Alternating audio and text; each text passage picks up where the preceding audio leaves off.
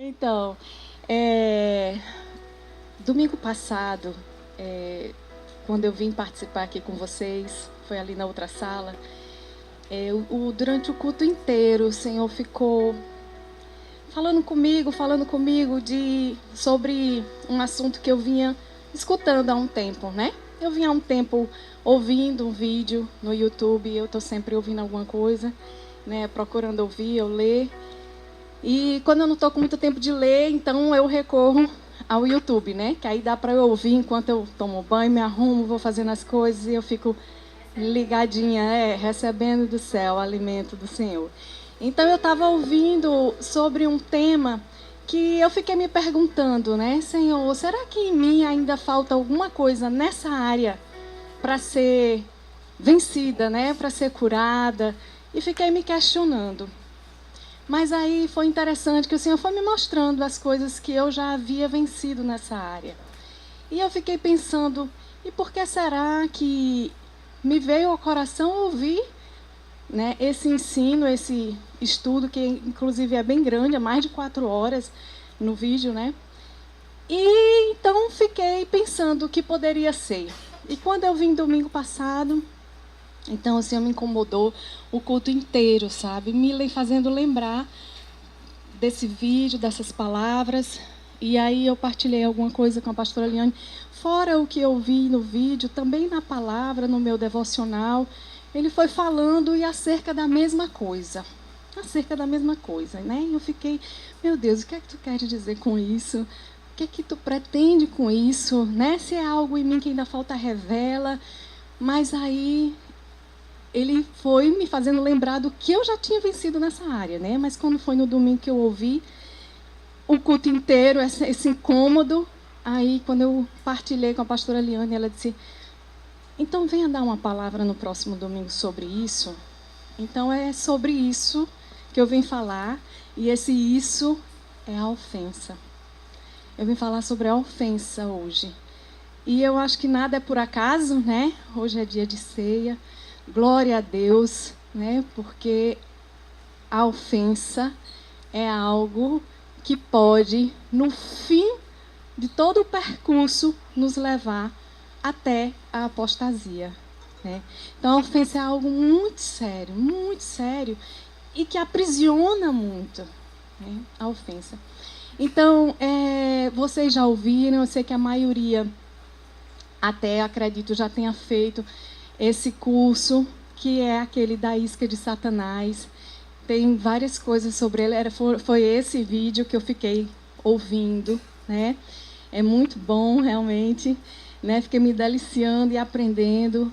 E eu sei que muitos já ouviram, mas eu não sei o que é que Deus quer, né? O que é que Ele pretende, o que Ele pediu para falar sobre isso. Então, eu creio que Ele quer tratar conosco sobre isso, né? Então, a gente vai começar vendo aí. Eu vou pedir só que vocês me ajudem, porque eu estou com uma mãozinha aqui com o microfone. Quem puder abrir em Lucas 17, versículo 1. Capítulo 17, versículo 1. E aí eu sei que tem diversas versões diferentes, né?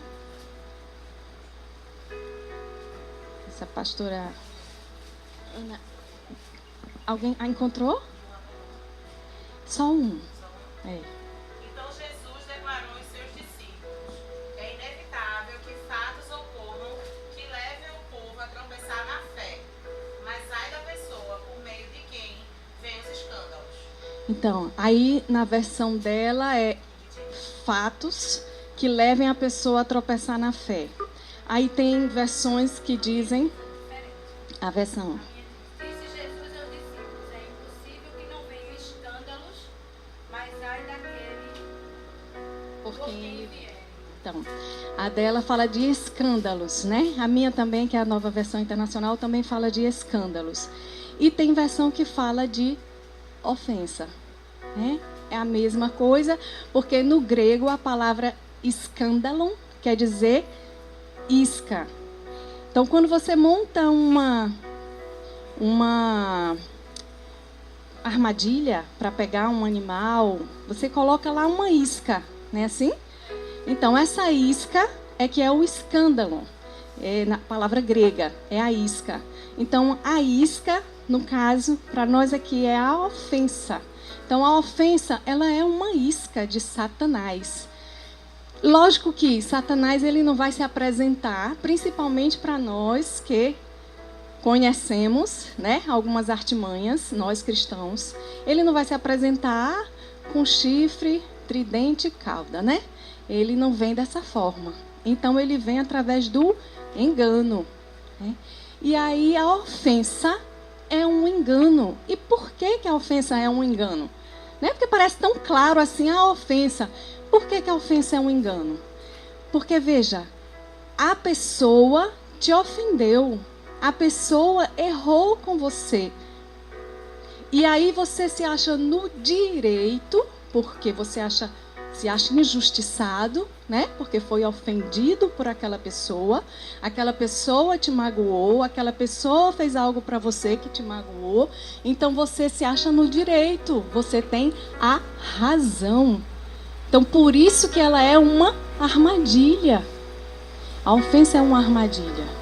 E aí a gente vê na palavra que diz que é impossível que a ofensa não venha. É impossível que a ofensa não venha. Então, se eu for pedir para levantar a mão quem já foi ofendido, eu sei que todo mundo vai levantar a mão. Né?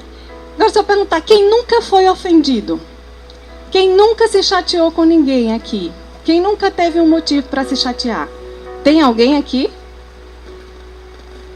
Creio que não, né? Todos já fomos ofendidos e a palavra diz isso.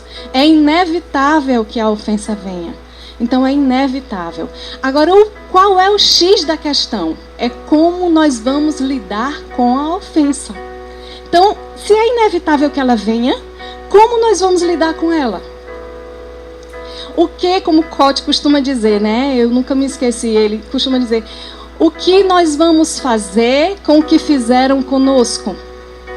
Isso vai determinar o nosso futuro, porque são as nossas escolhas. A gente escolhe o que fazer com o que fizeram conosco.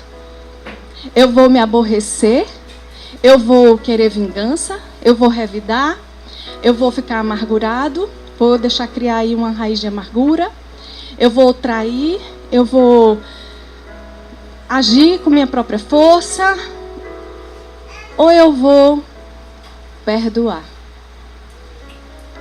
Né? Eu tenho os dois caminhos. E Deus dá a gente sempre uma escolha, né? Assim, Ele não deu livre-arbítrio. E Ele não diz, você tem a bênção e a maldição. E Ele ainda dá a sugestão, né? A orientação. Escolha, pois, a bênção. Escolha, pois, a bênção.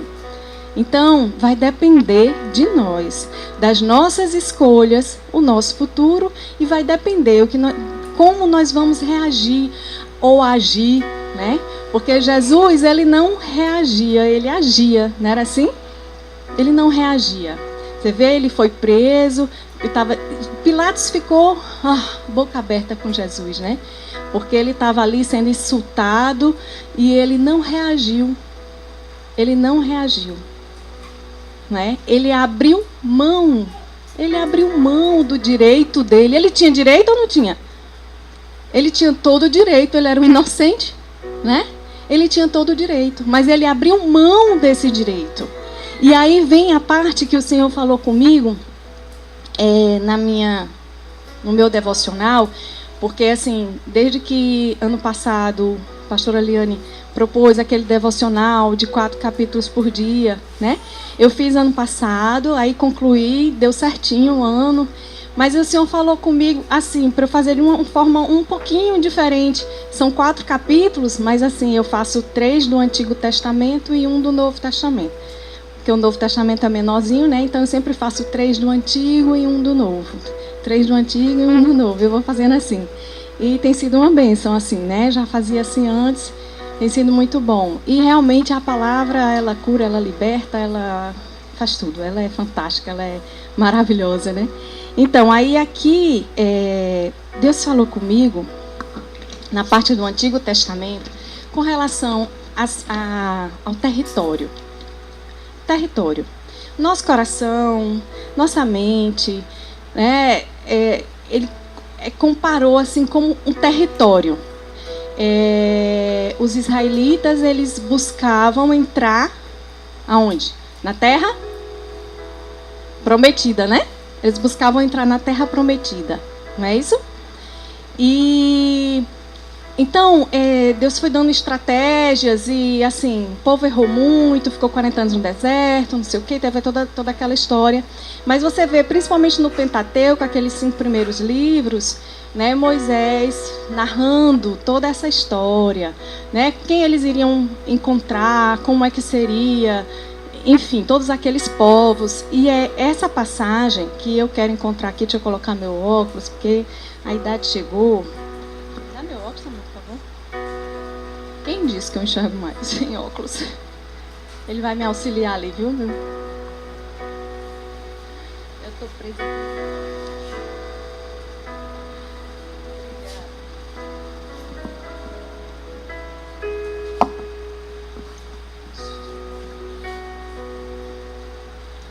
Deixa eu ver aqui onde foi que eu anotei.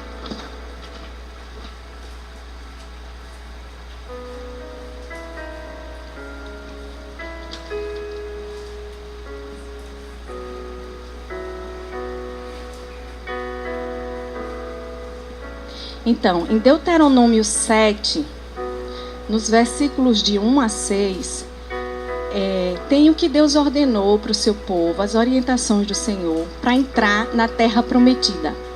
Então, o que é que o povo tem que fazer para entrar na terra prometida?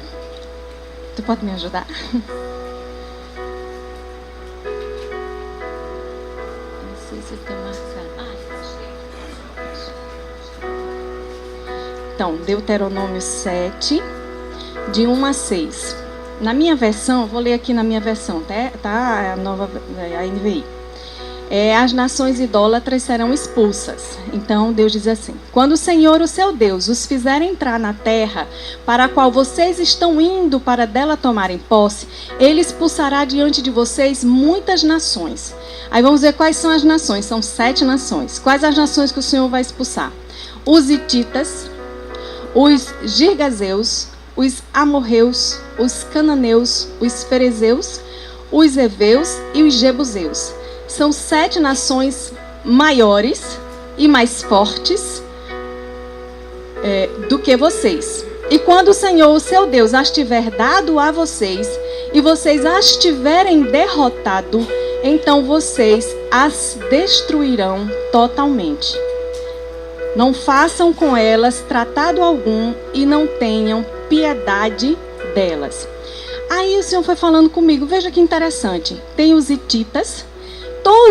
Todo o resto do povo, são 6 povos a mais. Tudo termina em eus, né? Gigazeus, fariseus, jebuseus. Aí o Senhor foi falando comigo, sabe? Dos eus. Esse povo, esses eus que a gente precisa vencer para entrar na terra prometida. Veja, Jesus se esvaziou de si mesmo. Ele se esvaziou de si. E ele é exemplo para nós. Nós precisamos nos esvaziar de nós mesmos para a gente entrar na terra prometida. E veja que ele disse que teriam que destruir como? Parcialmente? Totalmente, né? Totalmente esses povos. Destruir esses povos totalmente. Então, quando a gente toma a ofensa, quando a gente engole a isca, um povo desse aqui está gritando, está tomando posse de tudo, está ganhando toda a briga, entendeu? Então, por quê? Porque o nosso eu quer ter a razão, eu estou com a razão, e até realmente pode ter a razão, né? Eu estou com a razão. Eu estou com a razão. Mas se a gente não morrer para si mesmo, se esse eu não morrer, se a gente não eliminar, não deixar que o Senhor elimine totalmente esse eu, a gente não consegue entrar na terra prometida. Deu para entender? Deu para entender? Então, esses eus a gente vai ter que ir descobrindo, né? Quais são esses eus? Hoje a gente está falando de um deles, que é a ofensa. Tem muitos outros ainda, né? o orgulho. Tem outros eus aí para a gente dominar totalmente, acabar totalmente com ele, né? Para a gente desfrutar da terra que mana leite e mel, não é verdade? Então isso foi uma coisa bem interessante que eu achei assim, que o Senhor foi falando comigo. E ele foi falando mais, né? Isso foi uma coisa. A outra coisa que ele disse tá, então é o seguinte, eu tenho que matar meus ídolos, né? E quem não sabe que a ofensa é um ídolo. Hoje, assim, a gente cristão aqui, a gente não tem mais ídolo em casa de madeira, né? Ídolo de prata, ídolo de ouro, de gesso, de seja lá do que for. A gente tem mais esse tipo de ídolo, mas a gente tem outros ídolos, né? Quem não sabe que a gente tem ídolo que a gente cultua e alimenta, né? Então, a ofensa é um ídolo. Porque eu trouxe um conceito de idolatria de um dos livros de Cote, que ele diz assim, é um ramo do ocultismo, idolatria. É um ramo do ocultismo. Então, às vezes, a gente nem se dá conta que a gente tem, né? Então, é um ramo do ocultismo que trabalha no campo da proteção. Então, veja, tem tudo a ver. Porque se eu estou ofendida, eu vou criar muros, fortalezas. Quem sabe que fortaleza como é aqui, a gente cria aqui. São raciocínios, né? Que a gente cria. Fortalezas. Para que existem as fortalezas? Faziam fortalezas para quê? Proteção. Proteção. Então tem tudo a ver, veja. É um ídolo, né? Cote diz que é um ramo do ocultismo que trabalha no campo da proteção. E quem não sabe aqui que quem é o nosso protetor? Quem é? Somos nós mesmo? A gente não tem um pai que nos protege, né? Então, quando a gente toma conta disso, quando a gente pega para si, a gente está dizendo, é como se a gente estivesse dizendo para Deus, não precisa me proteger, eu mesma me protejo. Eu mesma vou construir meus muros aqui e me proteger. Tá? Então veja como a ofensa é um ídolo. Veja como é uma idolatria estar ofendido. Né? E aí Deus foi falando, né? E aí ele disse assim, tá, então eu vou dar agora as normas para a ocupação da terra prometida. Quer ocupar a terra prometida? Claro que eu quero ocupar a terra prometida. Então, eu vou lhe dar algumas normas. Pode ir lá em Números 33, eu acho que eu deixei marcado aqui, deixa eu ver. Números 33. Não deixei.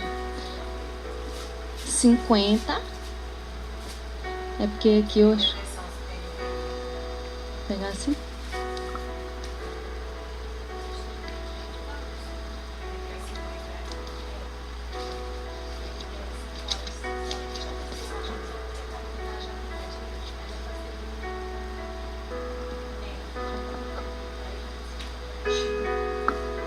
Então, número 33, no versículo 50, diz assim, das normas para a ocupação e distribuição de Canaã. Terra prometida era Canaã, certo? Que é aquela que todos nós queremos entrar, né? Na terra prometida. Então, nas campinas de Moabe, junto ao Jordão, frente a Jericó, o Senhor disse a Moisés, diga aos israelitas, quando vocês atravessarem o Jordão para entrar em Canaã, para entrar na terra prometida, expulsem da frente de vocês todos os habitantes da terra. Destruam todas as imagens esculpidas e todos os ídolos fundidos e derrubem todos os altares idólatras deles. Apoderem-se da terra e instalem-se nela, pois eu lhes dei a terra para que dela tomem posse. Aí vamos lá para o 55. Se, contudo, vocês não expulsarem... por favor, repitam comigo. Se, contudo, vocês não expulsarem os habitantes da terra, aqueles que vocês permitirem ficar,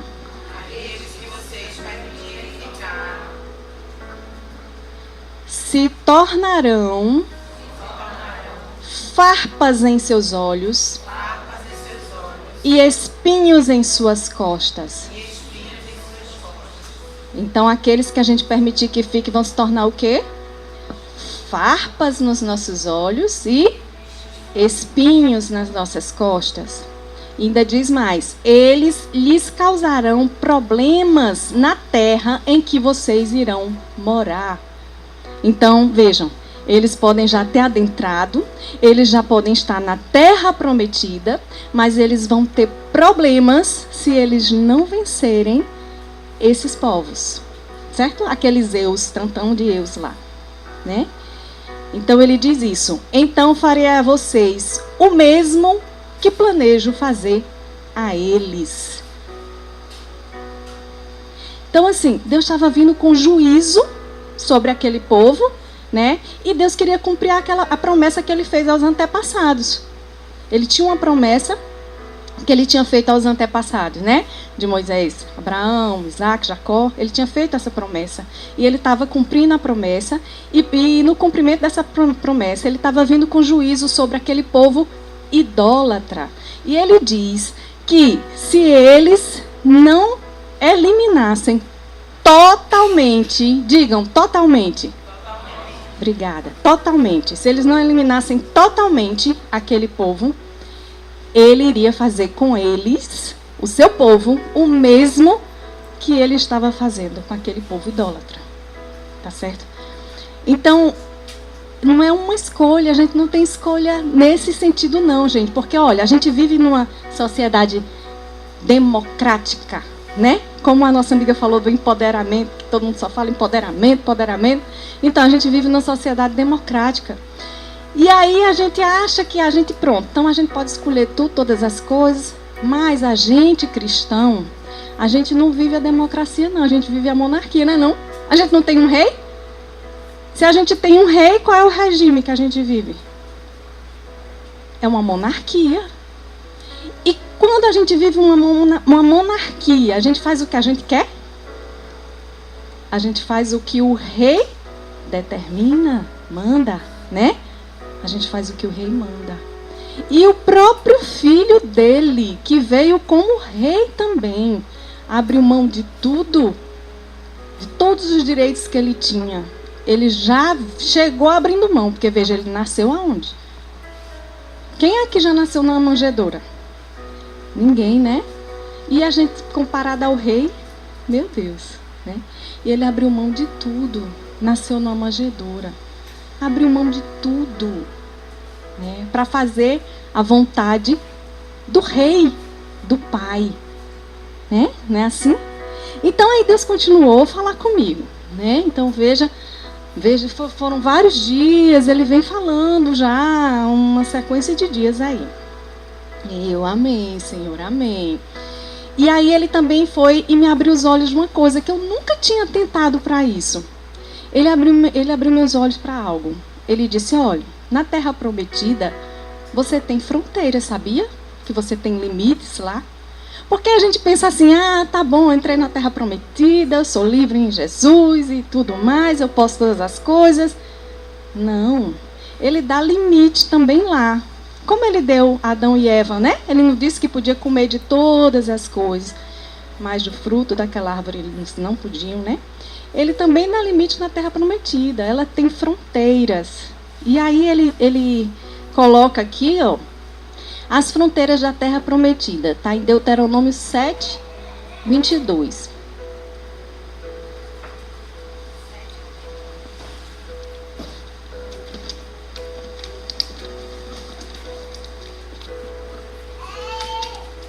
Eu não vou ler tudinho não, só para vocês entenderem aqui. É 7:22.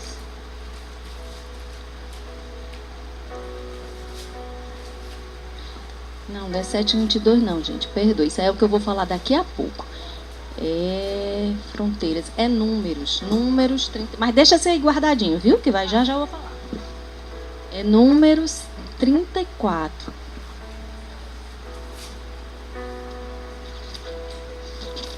Eu vou ler bem não vou ler todas as fronteiras, que é só para mostrar para vocês que tem fronteiras, certo?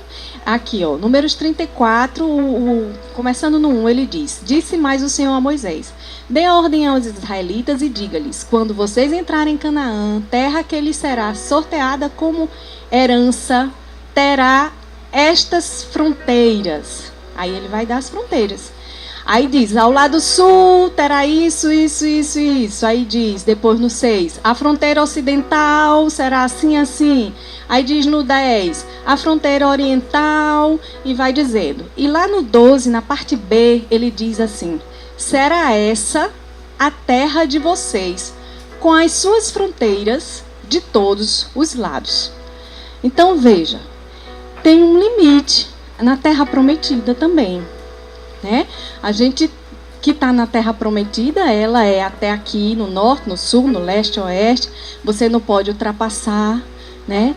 Você sempre deixou bem claro, sempre desde o começo, que iam entrar na Terra Prometida se tem uma condicional, né?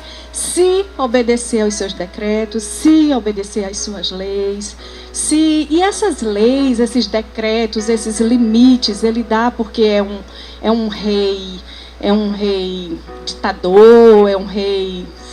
O que é que vocês acham? Eu vejo assim, eu acho que é como uma criança que a gente diz assim, não coloca o dedo na tomada. E aí a gente fica cuidando para ela não colocar o dedo na tomada, porque ela não tem o entendimento que se ela botar, ela vai tomar um choque. Ela não tem entendimento. Então a gente muitas vezes não tem entendimento de muitas coisas. E Deus nos dá os limites, que são para quê? Para nos proteger. Então os limites que Deus nos dá são para nos proteger. Para nos proteger. E aí, esse que eu tinha dado agora há pouco, ele dizendo, Deuteronômio 7:22, que o Senhor vai mostrar aqui como é que ele expulsará os povos. Porque assim, a gente colabora, né? Que a gente pode colaborar com o Espírito, mas Deus é que está à frente, né? De tudo, né? Assim. Então, na batalha, ele dava as estratégias. Quando Josué entrou também na Terra Prometida, ele deu todas as estratégias e tal. Mas, assim, Josué fazia, obedecia, né? Mas as estratégias eram de Deus, né? Assim. Então, ele que ia à frente, ele que marchava à frente, ele que fazia. E assim também esses eus que tem na gente, né? Porque a gente pode pensar, mas eu não consigo. Sozinho a gente não consegue, mas com ele a gente consegue. A gente vai colaborar com o Espírito Santo, né? Para a gente conseguir derrotar esses povos, esses eus que estão, para a gente entrar nessa terra prometida, né? E aí então ele diz assim, no Deuteronômio 7:22, uma coisa, eu estou trazendo assim as coisas que o Senhor foi falando comigo, foi me chamando a atenção, né, nessa questão de entrar na Terra Prometida e nessa questão fazendo o link com a ofensa, né? Aí no versículo 22 ele diz assim: o Senhor, o seu Deus, expulsará aos poucos, diga, aos poucos. Me chamou a atenção isso, aos poucos, essas nações de diante de vocês. Vocês não deverão eliminá-las de uma só vez, senão os animais selvagens se multiplicarão ameaçando-os. Aí eu fiquei pensando, né? Mas o Senhor, seu Deus, as entregará a vocês, lançando-as em grande confusão, até que sejam destruídas. Ele entregará nas mãos de vocês os reis dessas nações, e vocês apagarão o nome deles de debaixo do céu. Ninguém conseguirá resistir a vocês até que os tenha destruído.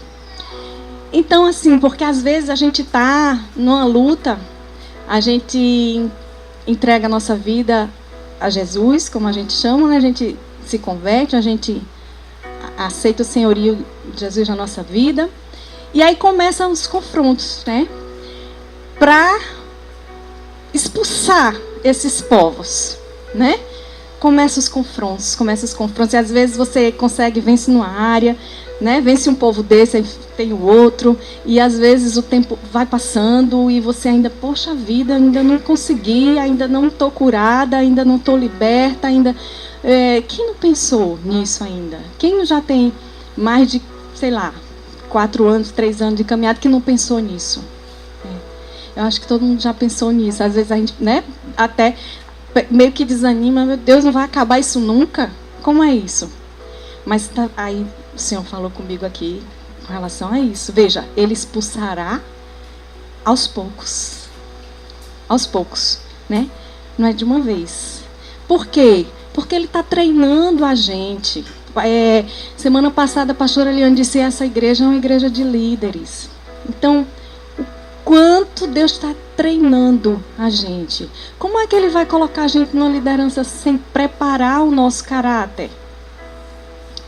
Ele tem que antes preparar o nosso caráter, né? E a ofensa é um treinamento e tanto. Como eu vou reagir à ofensa?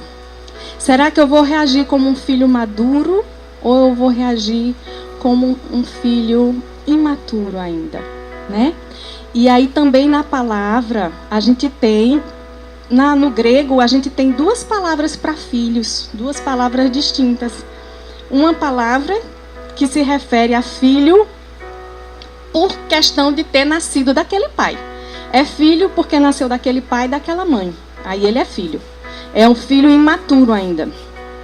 E tem outra palavra no grego que também diz respeito a filho, mas é um filho maduro. É um filho que tem as características daquele pai. É um filho que tem o caráter daquele pai.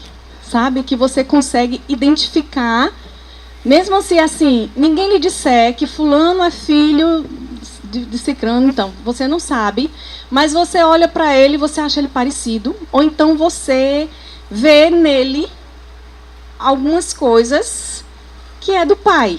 Talvez coisas até de quando ele era pequeno, porque às vezes a gente faz coisas quando criança e depois a gente cresce e deixa de fazer determinadas coisas. Mas quando a gente tem um filho da gente, que ele está naquela fase da infância, ele faz as mesmas coisas que a gente fazia quando a gente era criança.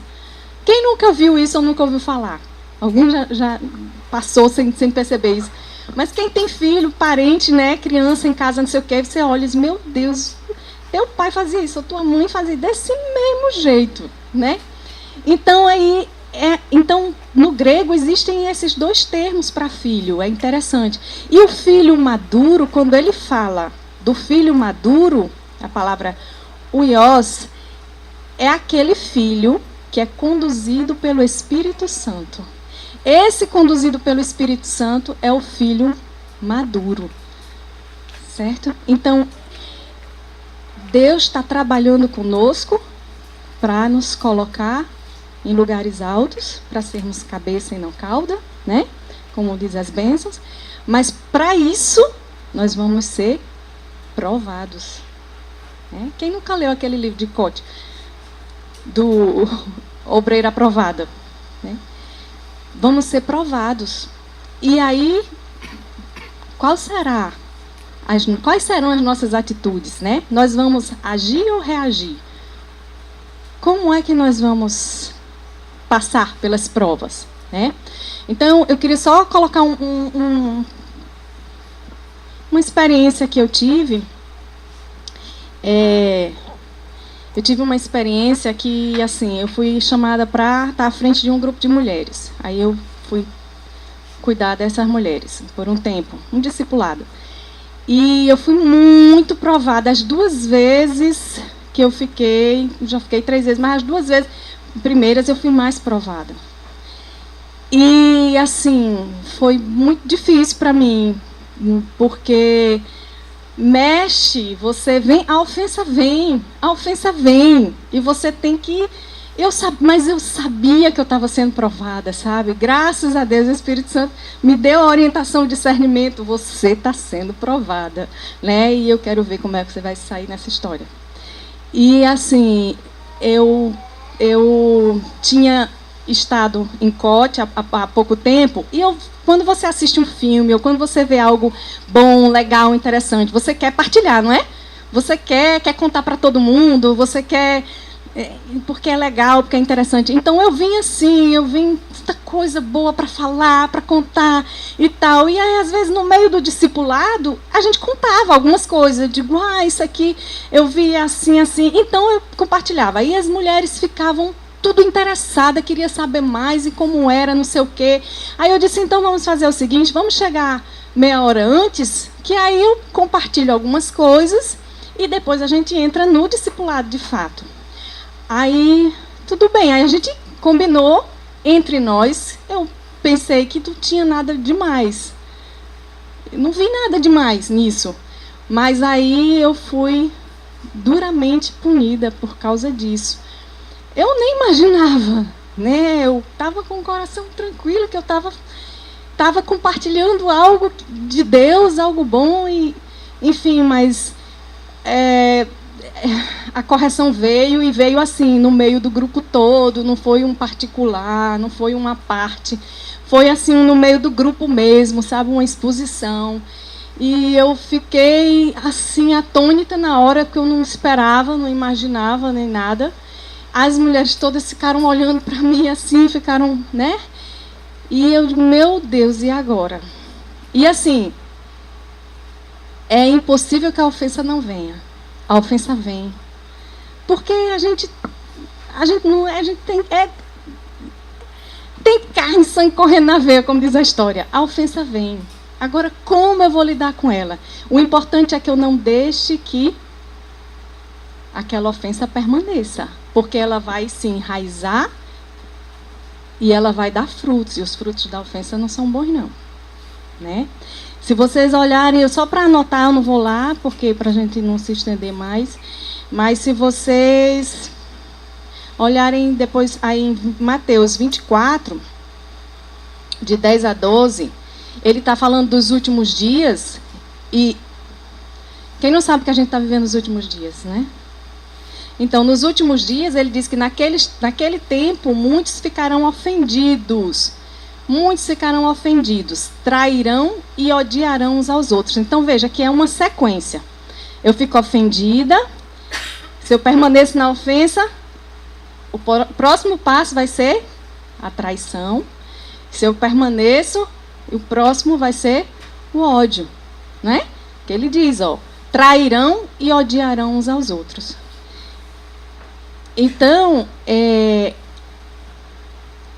a ofensa é uma armadilha de Satanás. E como sair dela? Como a gente sai da ofensa? Porque veio para mim, eu fiquei chateada, eu fiquei magoada, mas eu fui para Deus, né? Eu fui para Deus, eu chorei aos pés do Senhor, eu me senti humilhada, né? Porque foi diante daquelas pessoas, mas eu não disse uma palavra lá para as pessoas, assim, eu procurei a minha liderança, pedi perdão, assim, mesmo eu achando que, assim, entendendo que não tinha nada demais, mas eram meus líderes. E quem coloca os líderes? Não é Deus? A gente não viu semana passada, né, que não cai um cabelo da nossa cabeça sem que Ele permita? Então, se aquela pessoa está como meu líder ou minha líder, tem permissão de Deus. E quantos sabem que a gente vai ter líderes bons e líderes maus? Né? E os líderes bons, eles vão servir para nos nutrir. E graças a Deus, como dizem, não é missa de corpo presente, não, mas eu acho que a gente tem que honrar quem realmente merece honra, né? Mas a gente tem líderes que nos nutrem, porque líder que nutre, ele não tem medo de perder o ministério, porque o foco dele não é o ministério, o foco dele é o Senhor, né? Não é o ministério, não. O líder mau, o foco dele é o ministério. Então ele tem medo que você vá crescer e que vá tomar o ministério dele. Entendeu? Não é assim que eu consigo enxergar o reino de Deus. né? Porque a gente tem que ir atrás do doador da bênção, não é da bênção. Não é assim que a gente aprende? Então, a gente vai ter os líderes bons que vão nos nutrir para a gente crescer. E a gente veio para a gente alcançar o propósito de Deus, os sonhos que Deus tem para nós e colocou no nosso coração. Mas a gente também vai ter líderes maus, que é para nos refinar. Esses maus é que vão nos refinar e tem um propósito. Deus permite porque tem um propósito, né? Então eu pedi perdão, eu me humilhei, eu não fiz mais, eu obedeci, eu não fiz. Conversei com as meninas, eu digo, eu mando através de áudio. A gente viu outras formas, mas não vamos mais usar aquele espaço conforme foi orientado. Então, isso foi uma prova, né? Foi uma prova. Mas, glória a Deus, eu não fiquei com a ofensa. Então, quando o Senhor foi me dando esse curso que eu fui assistindo, eu fui ainda tentando, pesquisando, né? Para ver se eu não tinha, porque a idolatria é um ocultismo, né? Viu ele falando que fica em oculto? Então pode estar lá em oculto e eu não saber, né? Ainda não ter percebido, né? Mas eu fiz o curso todo pedindo a Deus que revele, que revele. Aí Deus falou, não. É porque eu quero que você fale, porque você já viveu a experiência, né? Não foi só essa vez, não. Teve outras vezes, gente, de ser exposta novamente, no meio do... Sabe? A história foi assim. Mas eu nunca falei na igreja, nunca falei... Não, eu falei para Deus. Eu procurei Deus e falei para Deus. E chorei aos pés de Deus. E Ele me deu a orientação. E a orientação vai ser se esvaziar de si. Se esvaziar de si. Certo? Se humilhar. Se humilhar, se esvaziar de si. Deixar a razão. É seu direito, mas você vai abrir mão do seu direito. Né? Vai abrir mão do seu direito. Então, a solução da ofensa é o perdão, não é? E o perdão não é escolha, é mandamento. É mandamento. A gente não tem escolha, não. Ah, não sei se eu perdoo, se eu não perdoo, porque fulano fez isso, eu vou pensar. Não, tem isso não. É mandamento, eu tenho que perdoar. Pode ser que eu não consiga sozinha, eu vou pedir o auxílio do Senhor, mas eu tenho que perdoar. Porque a falta de perdão é pecado. O pecado me afasta de Deus. Não é Deus que se afasta de mim, sou eu que me afasto dele quando eu estou pecando. E a falta de perdão, a ofensa instalada é pecado. Eu não posso ficar com ela. Eu tenho que matar essa ofensa. Eu tenho que me desfazer dela para eu entrar na terra prometida. E vale muito a pena. Vale muito a pena. Então, vocês foram chamados para ser líderes. Vocês, se não passaram, vão passar ainda pela ofensa. Então, fiquem atentos. Fiquem atentos. Né? Não deixe que ela crie raiz. Tá? Não deixe que ela se torne traição, não deixe que ela chegue ao ódio, porque é o caminho que ela vai percorrer. E ao final, você pode apostatar da sua fé. Porque já aconteceu comigo. Já aconteceu comigo. Eu conheci o Senhor. Minha primeira experiência com Deus não foi interessante, foi na Igreja Católica, inclusive. Foi na Renovação Carismática, mas foi lá que eu conheci. Impuseram as mãos sobre mim, oraram. E naquele mesmo dia, eu recebi o dom de línguas. Naquele mesmo dia, eu estava tão sedenta de Deus, que naquele mesmo dia, quando eu ia para casa, meus lábios começaram. E eu não sabia... Irmãos, eu nunca tinha escutado falar, não sabia nem o que era dom de línguas, eu nunca tinha escutado falar, eu não sabia, eu não conhecia a palavra. Mas eu recebi, naquele dia. E eu fui caminhando e como eu tinha muita sede, eu fui líder da música, eu fui líder de pregação, de grupo. E por uma ofensa, depois de 6 anos de caminhada, como também não tinha a firmeza na palavra, porque não era ensinada a ler, lia trechos soltos, não lia a palavra como a gente é orientada, ensinada a ler. né? Então não lia, então eu não tinha aquela firmeza. Eu era filha ainda, aquela filha imatura. Eu não era filha madura ainda. E por uma ofensa de uma liderança, porque quando sabem que a ofensa ela é maior quanto vai depender, ela é diretamente proporcional à pessoa que está promovendo essa ofensa. Digamos, se é uma pessoa do mundo, a ofensa vai ser menor. Se é um irmão da igreja, a ofensa já é maior. Poxa, um irmão da igreja. É um cristão fazendo isso. Se é o meu marido, a minha esposa, né? Essa ofensa vai ser maior. Porque, poxa, não esperava isso dela. Se é um pastor, essa ofensa ainda vai ser maior. Porque aí a gente tem uma expectativa maior. Né? Então, ela é diretamente proporcional à pessoa. Né? Então, a gente tem que estar muito atento a tudo isso. A tudo isso. Porque vai acontecer. Se não aconteceu, ainda vai acontecer. Tá? Então, eu tive uma ofensa de alguém que tinha sido um líder na minha vida e de alguém que tinha sido o meu marido. Eu fui casado com essa pessoa, foi essa pessoa que me evangelizou e foi essa pessoa que me fez muitas ofensas, né? E eu não soube, naquele momento não entendi, era uma filha imatura e eu me afastei dos caminhos do Senhor durante 7 anos. E quando eu conheci, eu me separei, né? Na época eu me divorciei, passei 13 anos. Depois de 13 anos eu conheci o Alberto, que foi um instrumento de Deus na minha vida. Ele que me levou para a igreja, né? E eu encontrei esperança novamente no Senhor, porque eu achava que eu não tinha mais ministério, não tinha mais família, não tinha mais nada. E aí, vim, conheci e o Senhor começou a me tratar.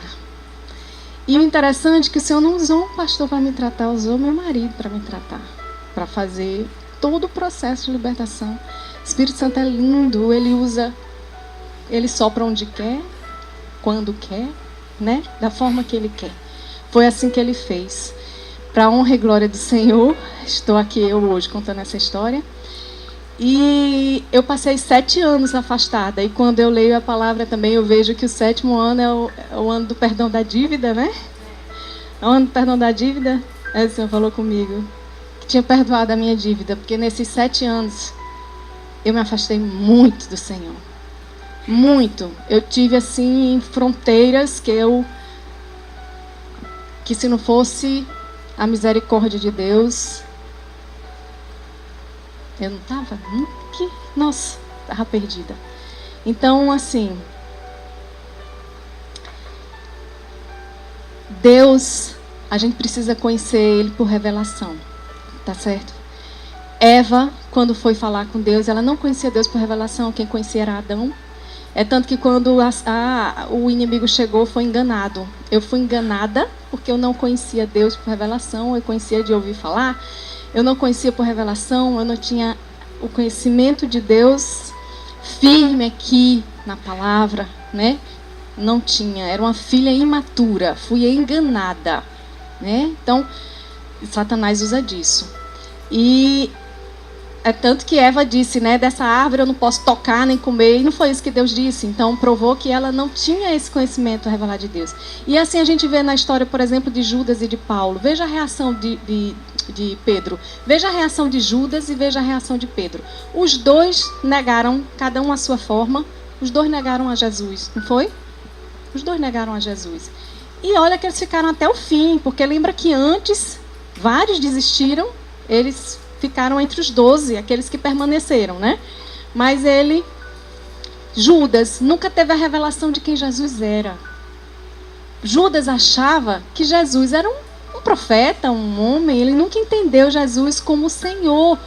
Porque ele falou do sangue de inocente.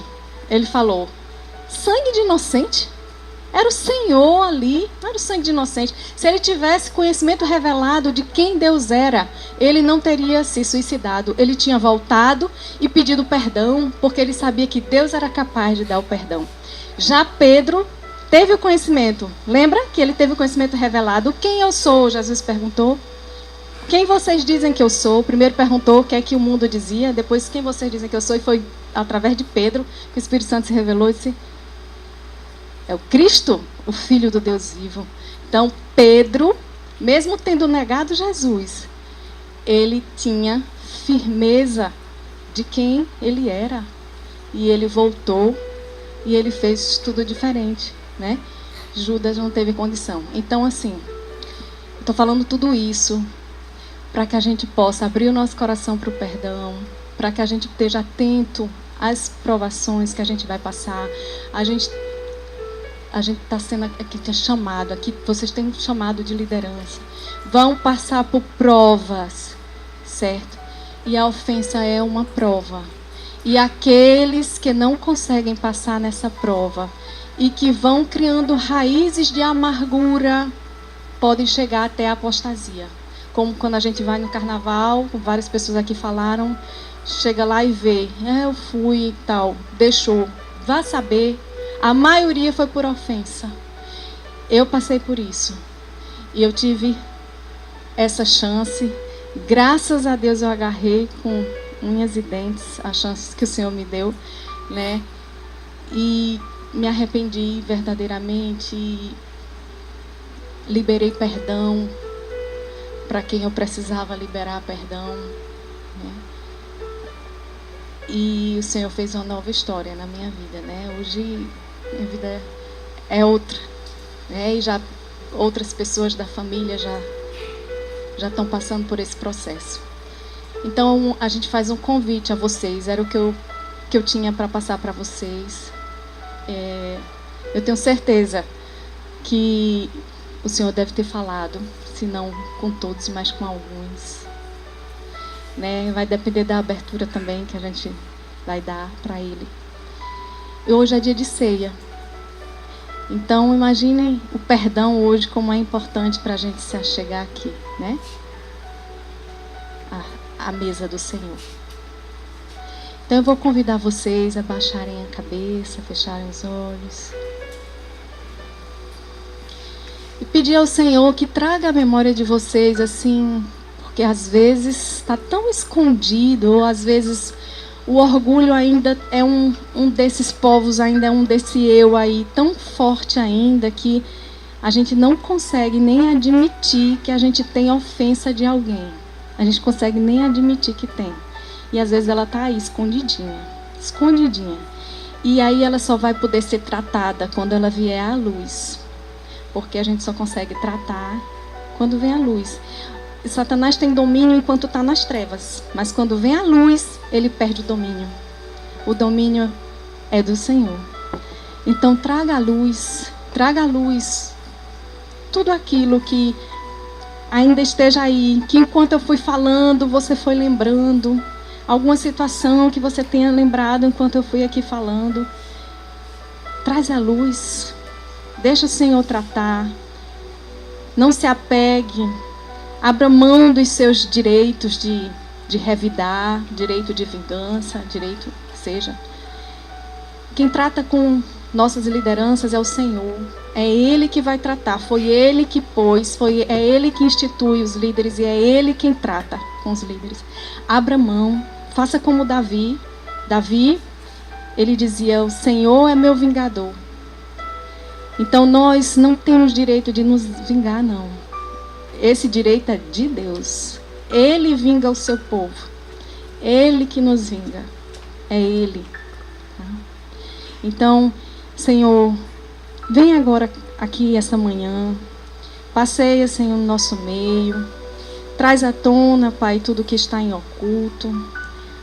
Cura, Senhor. Confronta, Pai. Eu sei que o confronto dói, mas é apertando a ferida que vai sair tudo que está dentro, tudo que não presta, que vai ser limpo, que vai ser lavado, que vai haver cura. A cura muitas vezes vem assim, pela incisão cirúrgica, por um corte que precisa ser feito, porque tu és o Deus, Senhor, que corta, mas que sara. És tu. Tu corta, mas tu sara. Vem, Senhor, em nosso meio. Vem, Senhor, com teu Espírito Santo, preparando o nosso coração, preparando para o perdão, Senhor, para abrir mão dos nossos direitos, entre aspas. Porque o nosso direito é de não ter direito algum. Nós somos cristãos, nós vivemos o teu reino em nossa vida. Vem reinar em absoluto. Nosso corpo, alma e espírito entregamos diante de ti, Senhor. Reina absoluto em nossas vidas, Pai. Dá-nos um coração manso, humilde, semelhante ao teu, um coração obediente, Senhor. Um coração obediente, Pai. Em nome de Jesus nós te pedimos. Nos prepara, Senhor, para sentar à tua mesa, para cear contigo, Senhor. Nós liberamos perdão, Senhor. E aí vai pensando a quem você precisa liberar perdão. Nós liberamos perdão, Senhor, para essas pessoas que nos magoaram. Abrimos mão, Senhor, do direito de revidar, Deus. E pedimos bênção para a vida dela, porque o filho maduro é esse filho. O filho maduro é aquele que é conduzido pelo Espírito. O filho maduro é aquele que ora por seus inimigos. O filho maduro é aquele que dá ao outro lado da face, aquele que caminha 2.000 milhas quando se pede para que caminhe 1.000. É aquele que não dá só a túnica, dá muito mais. Esse é o filho maduro, Senhor. Nos ensina a ser como Jesus veio aqui para ser modelo para nós, de filho maduro. E obrigada, Senhor. Bendito e louvado seja por tudo que tu estás fazendo em nossa vida. Obrigada, Pai. Obrigada, Senhor. Glória a ti. Bendito, louvado seja. Amém. O próprio Cote define, e eu gosto muito dessa definição, de que pecado é você não reconhecer os limites. Tudo tem limite. Quando você rompe um dos limites estabelecidos por Deus, você peca. Olha só.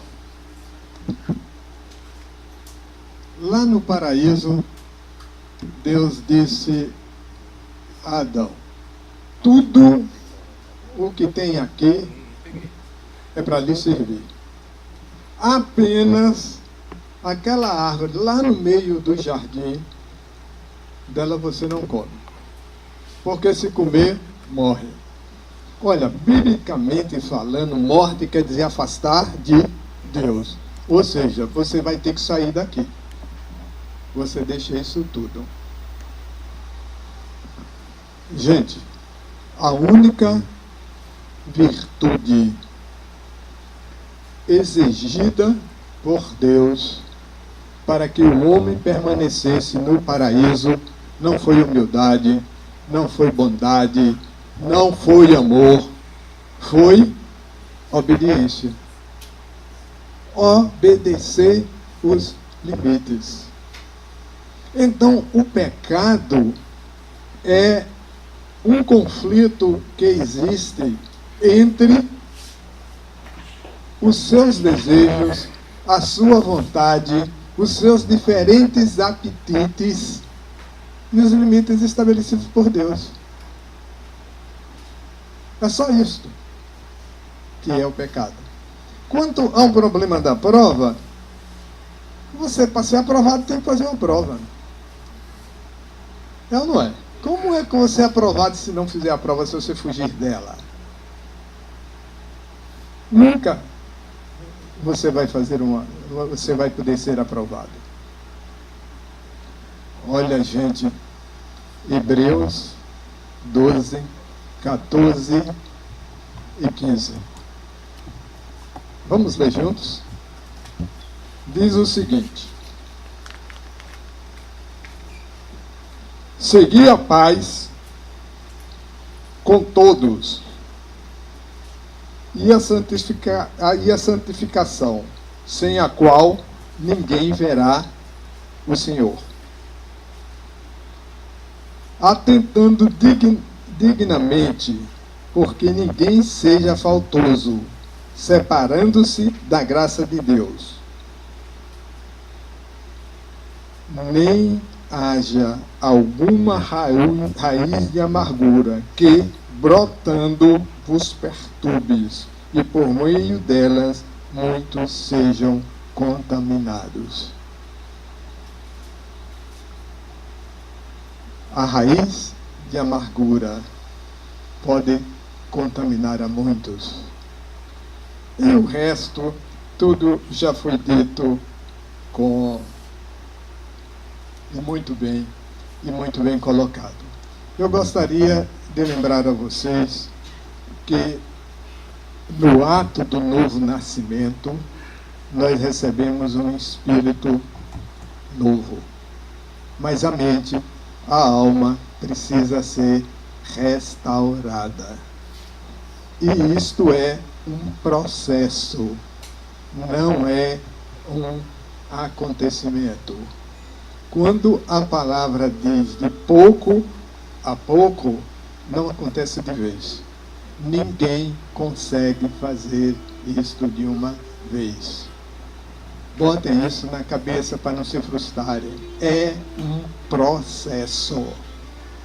É um passo após o outro que se pode alcançar e chegar lá. E finalmente, é o que eu pretendia falar hoje. É sobre a autoridade da palavra.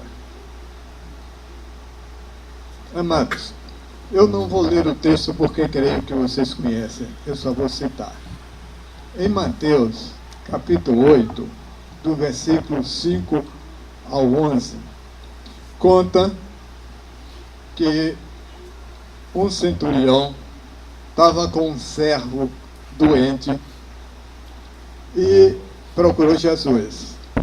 E quando Jesus ia à casa dele, ele disse que não precisava ele ir, porque ele também tinha pessoas sob sua autoridade, e vocês conhecem todo esse texto. E Jesus disse que não viu fé maior em todo Israel. O que é que naquele homem que tanto impressionou Jesus?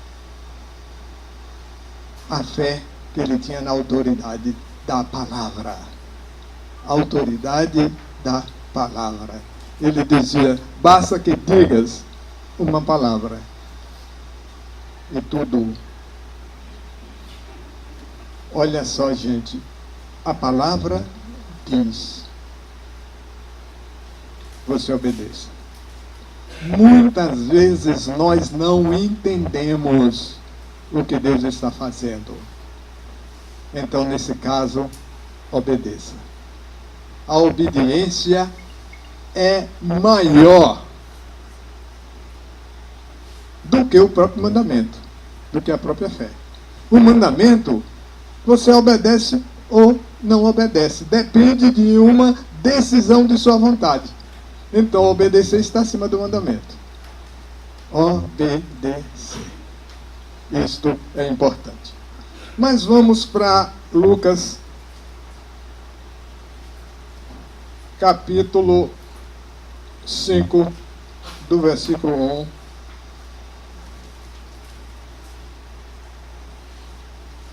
ao 11.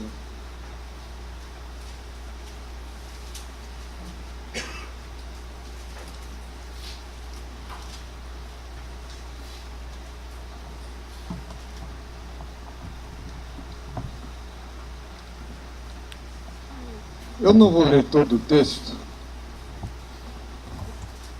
Eu vou lendo e vocês vão acompanhando comigo.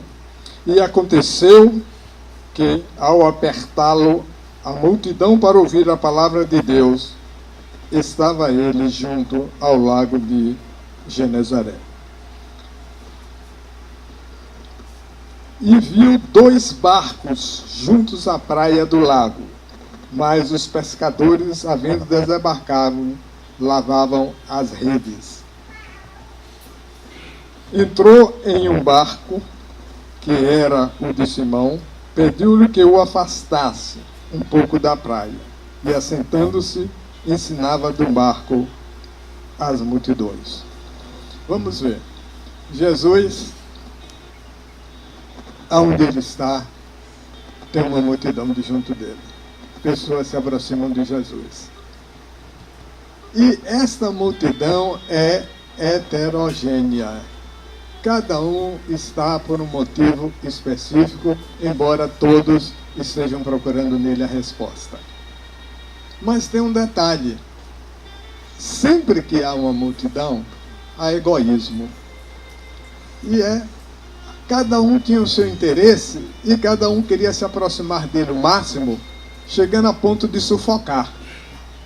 E aí, quem estava mais distante não nem via e nem ouvia. Então tinha um barco parado e ele subiu ao barco, afastou um pouco e essa distância permitiu com que ele pudesse falar com mais liberdade para todos. Eu vou abrir um parênteses para falar a você sobre Deus ter um domínio de todas as coisas. Isso é uma das coisas que a Andréa falou aqui muito bem. Mas eu vou reforçar isso. Aqueles 2 barcos, o texto nos diz que eles tinham passado a noite toda pescando e não tinham conseguido pegar peixe nenhum. Deveriam estar frustrados, cansados. Mas aquilo era plano de Deus. Se eles tivessem tido uma boa pesca, eles não estariam ali. Eles não estariam sendo edificados pela palavra. Eles não estavam ouvindo os ensinos de Jesus. Estariam onde? No mercado vendendo peixe. Não é verdade? Depois, não sabemos quanto tempo Jesus ficou ensinando e pediu para aquele pessoal se afastar do barco e ir para águas profundas. Ele tinha um novo ensino para fazer. Mas eu quero que você analise junto comigo o pessoal que estava no cais. Aquele pessoal que tinha se deslocado, nós não sabemos de onde e de quanto tempo que tinha vindo para ouvir ele falar. As reações devem ter sido diversas. Primeiro, teve aquele que achou, olha, eu já vi o suficiente, o que ele tinha que me ensinar já me ensinou, vou voltar para casa. E saiu. Teve outro que a ofensa e a indignação pega, começa a murmurar e diz, olha, ele tem o seu grupinho, ele tem os seus preferidos, e sai com eles e deixa a gente aqui a ver navios. Não é verdade? E teve um outro que disse, olha, ele ainda tem muito mais a me dar. Eu vou esperar que ele vai voltar. E vai voltar por aqui. Nós encontramos esses 3 tipos de reações dentro da igreja. Não é verdade? Nós encontramos isto. É por isto que a palavra diz que aquele que perseverar será o vencedor. O que perseverar. Apocalipse 2:7.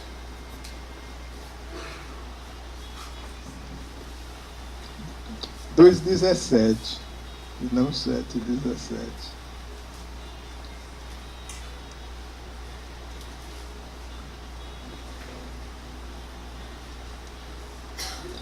Quem tem ouvidos, ouça o que o Espírito diz às igrejas. Ao vencedor, dar-lhe-ei do maná escondido, bem como lhe darei uma pedrinha branca, e sobre essa pedrinha escrito um nome novo, o qual ninguém conhece, exceto aquele que a recebe. Ou seja, aquele que perseverar, vence. E aquele que está perseverando, vai ser dado o quê? Maná, alimento espiritual e identidade. Se você não quer perder, você quer se alimentar, e você não quer perder a sua identidade, persevere. Aonde? Na palavra. A autoridade da palavra. E a palavra é o próprio Jesus. Vamos voltar para Lucas. Eu vou ter que marcar porque eu vou ficar indo e vendo. Lucas 5.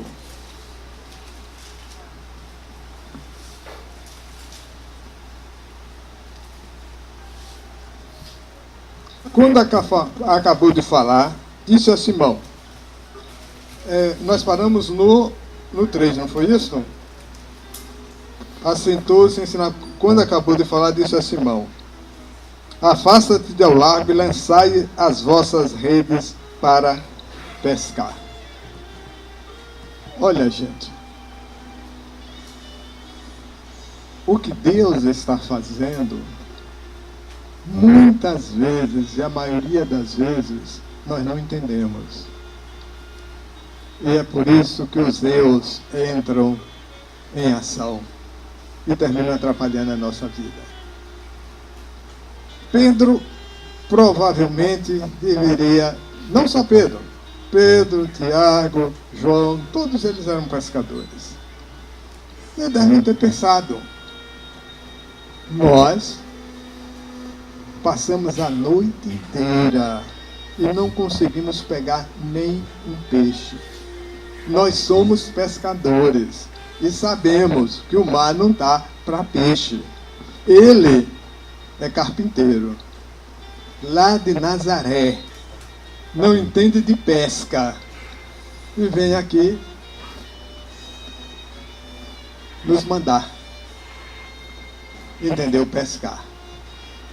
Olha só o que Pedro responde. Respondeu-lhe Simão: mestre, havendo trabalhado toda a noite, nada apanhamos, mas sobre a tua palavra lançarei as redes. Tinha fé nessas palavras de Pedro? Nenhuma. Ele não acreditava. Ele está deixando claro que ele, como pescador, sabia que o mar não estava para pesca. Mas ele se submetia à autoridade da palavra. É isto, gente, que nós precisamos entender. Por isso nós não podemos nos afastar de um devocional. Era isto que Jesus estava ensinando lá no texto que eu trouxe para vocês de 8, 5 a 11, com o centurião. A autoridade da palavra. Essa disciplina que é necessária. O texto diz: isso fazendo, apanharam grande quantidade de peixes e rompiam-lhes as redes. Então fizeram sinais aos companheiros do outro barco para que fossem ajudá-lo. E foram, encheram ambos os barcos a ponto de quase irem a pique. Olha só. Quem foi que eles chamaram? Os que ficaram lá no cais. Aqueles que saíram puderam ser abençoados? Quem não perseverou?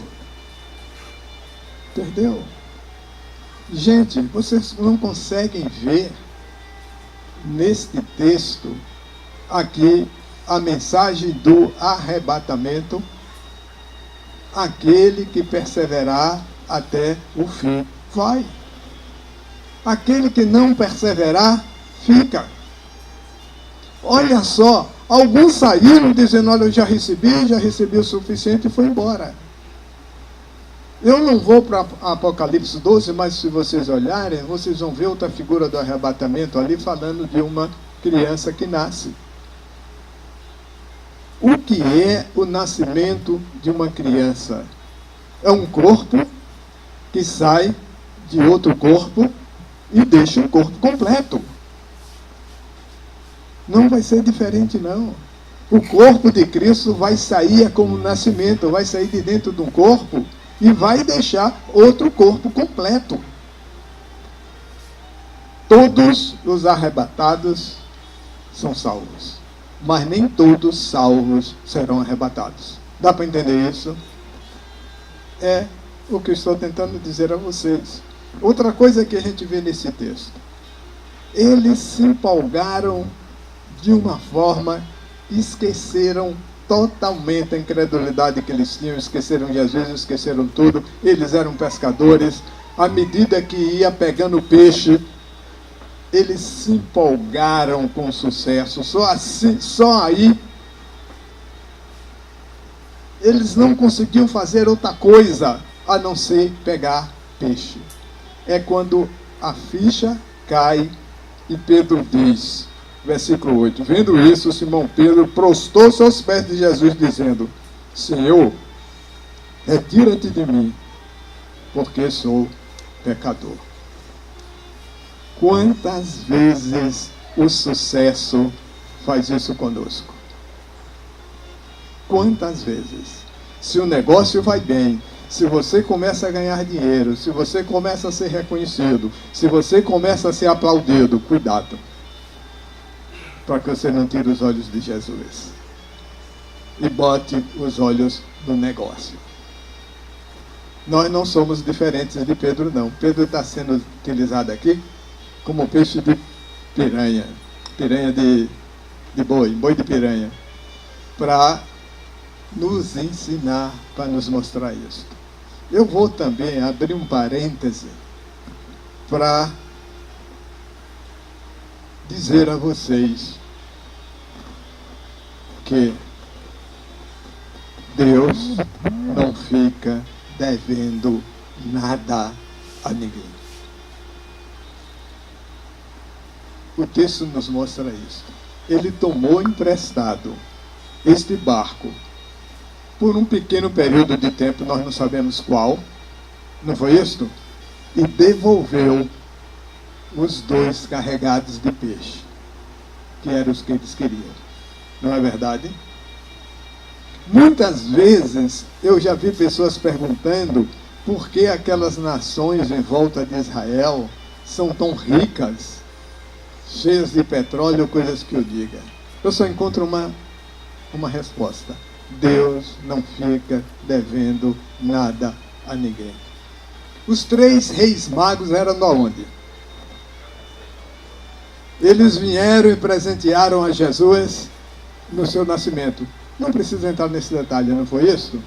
E como Deus não fica devendo nada a ninguém, até hoje eles desfrutam do que têm. O versículo 9. Pois à vista da pesca que fizeram, a admiração se apoderou dele e de todos os seus companheiros, bem como Tiago, João, filho de Zebedeu, que eram seus sócios, e disse, Jesus a Simão, não temas, doravante serás pescador de homem. E, arrastando eles o barco sobre a praia, deixaram tudo e o seguiram. Olha só, quando a ficha caiu, o que é que Pedro fez? Ele se quebrantou. Quando ele disse, Senhor, não sou digno, estou reconhecendo os meus erros aqui dentro que ainda estão vivos.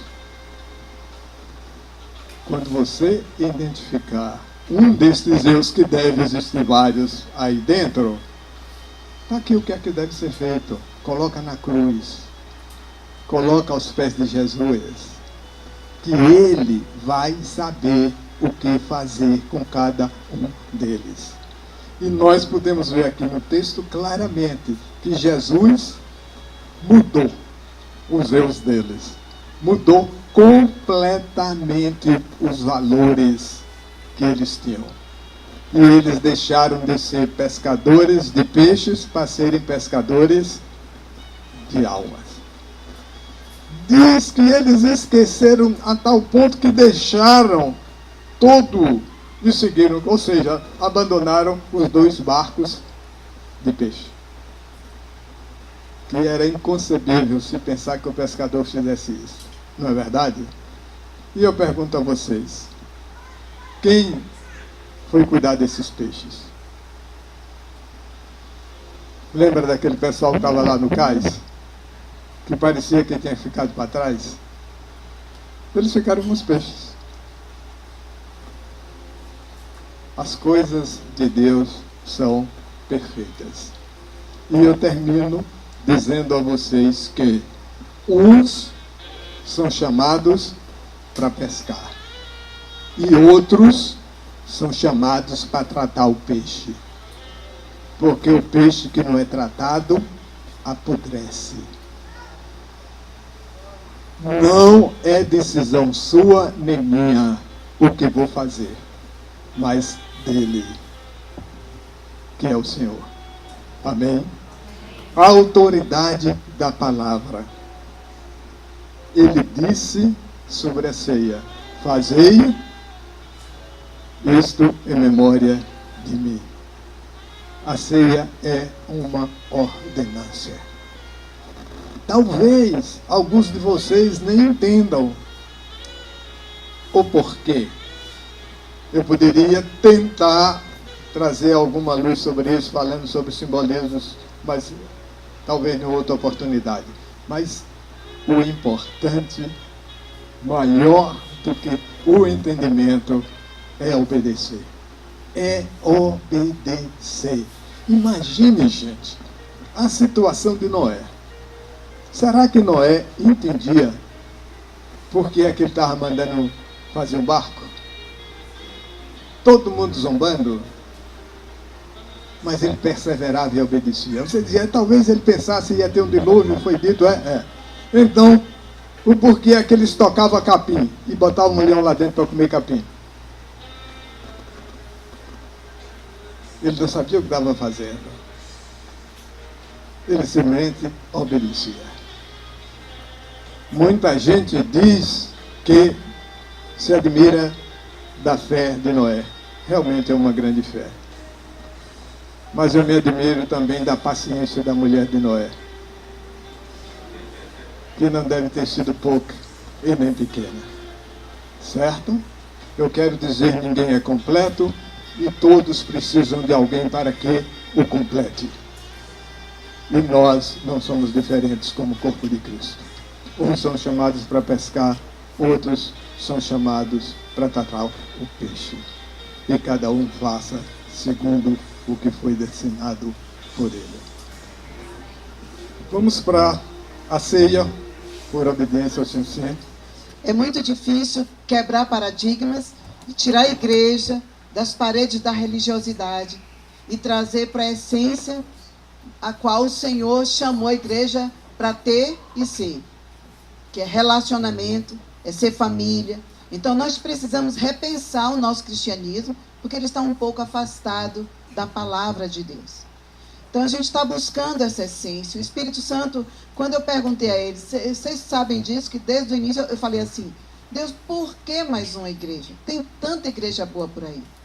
E o Senhor só falou da comunhão, da gente estar junto, de que era o tempo dele, mas ele começou a falar que ele estava fazendo essa igreja como uma igreja modelo, atraindo para o princípio da igreja, porque o final da igreja precisa vir para a essência do início dela, porque o que ele tem para derramar é maior do que ele derramou no início da igreja.